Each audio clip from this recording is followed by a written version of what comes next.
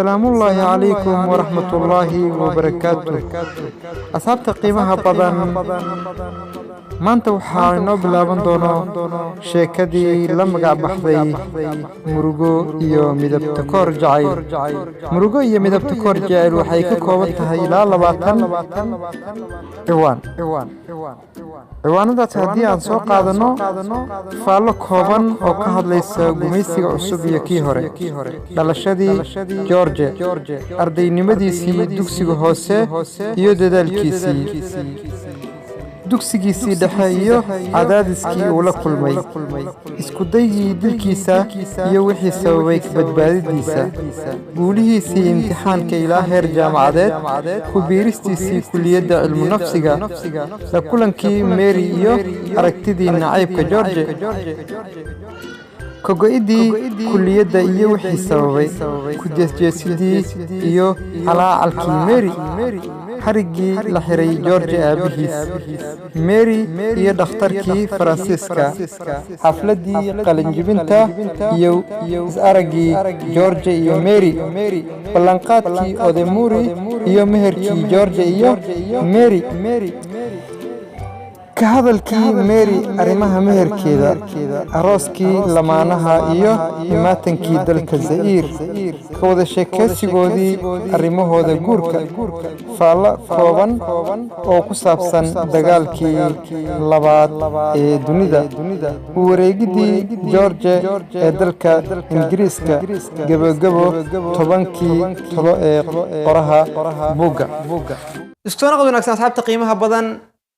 fadlan intaan muuqaalka guda gelin haddii aad nagu cusub tahay subscribe dheh channelka, gambalaalka furo si muuqaaladeena aad u noqotid qofka ugu horeeya ay soo gaaraan.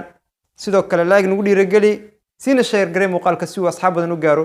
wixii talo iyo tusaalahan nagula wadaag qaybta commentiga. waad ku mahadsan tahay daawashada iyo la socodka muuqaaladeeda. waa hagaag haddaba daawadayaal aan bilowno faallo kooban oo ka hadlayso gumaysiga cusub iyo kii hore.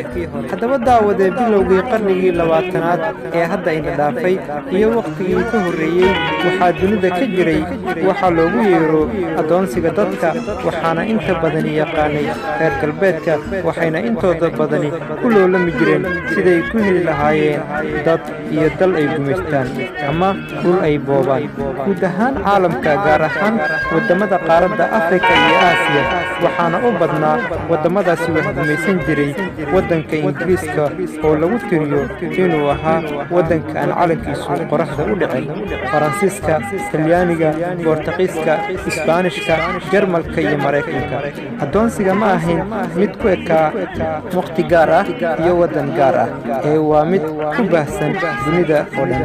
tusaale ahaan, waddankeena Soomaaliya waxaa yimid gumaystayaal ay ka mid ahaayeen Ingiriiska oo waqooyi galbeed qabsaday, Talyaaniga oo koonfur qabsaday, Faransiiska oo Jabuuti qabsaday, Xabashida oo la siiyey Soomaali galbeed, gobolka NFD ee waqooyi bari Kenya oo Ingiriisku siiyey Kenyaatiga.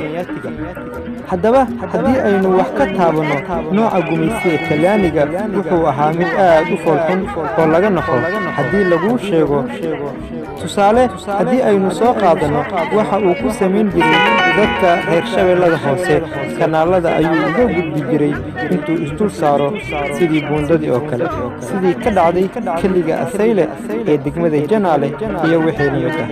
haddaba daawade, gumaysiga berigii hore qasab iyo xoog buu ahaa oo dadka inta la isku xiro ayaa la dhoofin jiray oo la iibsan jiray si loogu shaqaysto ama loo addoonsado. dhibaatooyin badanna way kala kulmi jireen. haddase waa la casriyeeyey oo waxa uu noqday mid dadban oo loo weeciyey xagga fikirka, maskaxda, dhaqanka, diinta, taasoo aad arkaysid in dadka muslimiinta ah dhan kastaba laga haysto. tusaale ahaan, dibadda ayaa loo dhoofiyaa, waa la xareeyaa, waxbaa la baraa, lacag baa la siiyaa, dabadeed si tartiib ah ayaa dhaqanka iyo diintaba looga beddelaa, taasoo ka dhigan gumaysi dadban. waxaana tusaale kugu filan in islaamka oo dhan lagu magacaabay argagixiso oo tuhun been ah lagu raadsanayo sida hadda ka jirto wadamo badan oo ka mid ah wadamada islaamka sida afghanistan, ciraaq iyo weliba falastiin. in lagu dilo ama lagu xiro ayaa deris la tahay. sidaa daraaddeed haddii aad soo dhowayn lahayd iyo haddii aad ka fogaan lahaydba gumaysiga cusub waa noocaasi. haddaba sheekadani waa mid ka turjumayso qiso dhab ah oo dhacday qarnigii tegey bilowgiisii, waxayna u dhacaysaa sida tan. haddaba dhegaystee la soco qaybaha xigo ee sheekadii la magac baxday murugo iyo midabta koor jacayl iyo hal-abuurkii abwaan cabdulaahi macalin axmed timcadde. waxaana idiin tabinaya anigoo ah cabdulaahi maxamed cabdi CMC. janalka aad kala socotaana waa CMC all the best. haddaba dhegayste, waxaan kaa codsanayaa in muuqaalka aad subscribe dhahdo, like garayso, sidoo kale aad share garayso. aad iyo aad baad u mahadsan tahay.